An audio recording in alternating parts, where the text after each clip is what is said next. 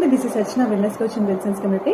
ఈ రోజు మనం గట్ హెల్త్ క్లీన్గా ఉంచుకోవడానికి ఎలాంటి ఫ్రూట్స్ వెజిటేబుల్స్ యూస్ చేయాలని తెలుసుకుంటాం. ఎందుకు మన గట్ హెల్త్ అనేది క్లీన్గా ఉంచుకోవాలి, అంత ఇంపార్టెంట్ ఏంటి అనేది తెలుసుకుంటాం.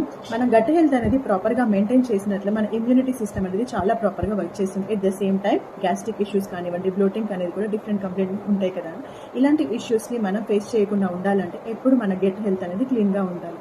సో ఇది మాత్రమే కాకుండా మీరు ఒకసారి చెక్ చేసినట్లయితే ఏదైనా మనం స్ట్రెస్ తీసుకున్నప్పుడు బ్రెయిన్లో కనుక కొంచెం స్ట్రెస్ ఫీల్ అయినప్పుడు, టెన్షన్ ఫీల్ అయినప్పుడు మన స్టమక్ మొత్తం అప్సెట్ అయినట్టుంది. ఈ రీజన్ ఏంటంటే సో మన బ్రెయిన్కి గట్కి అంత లింక్ ఉంటుంది. ఏదైతే మన బ్రెయిన్ ప్రాపర్గా వర్క్ చేయాలని సెలటోనియం అవసరమో 80% ఆఫ్ సెలటోనియం గట్ హెల్త్ నుంచి ప్రొడ్యూస్ అవుతుంది. సో అంతేకాకుండా ఎలాంటి ఫుడ్స్ ఇంక్లూడ్ చేసుకోవాలి, different colours of fruits, vegetables మన ప్లేట్లో ఉంటుందా లేదా అని చెక్ చేసుకోవాలి. చాలా మంది చేసే మిస్టేక్ రోజు ఒకటే టైప్ ఆఫ్ వెజిటేబుల్స్ని ఇంక్లూడ్ చేసుకోవడం. అలా కాకుండా మార్చి డైలీ డిఫరెంట్ కలర్స్ ఆఫ్ ఫ్రూట్స్ని, డిఫరెంట్ కలర్స్ ఆఫ్ వెజిటేబుల్స్ని కుక్ చేసుకోవాలి.